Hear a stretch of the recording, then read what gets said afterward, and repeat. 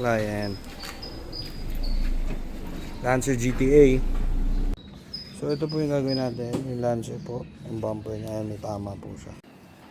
So kaya ito naman. Magpa-primer na tayo dito sa bumper niya. Ayan. Nalihan na natin. Tapos na-repair na rin natin yung ibang mga kailangan repairin.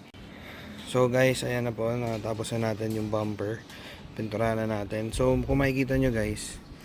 Etong trunk ay ibang kulay na po yan. Hindi po natin yan pininturahan. Bale. Binalik lang natin siya sa sa original. Ayan kung makikita nyo, computerized paint mixing po tayo. Etong trunk iba po yan, hindi nasunod yung kulay. Okay guys, ayan, ayos na natin yung bumper na to.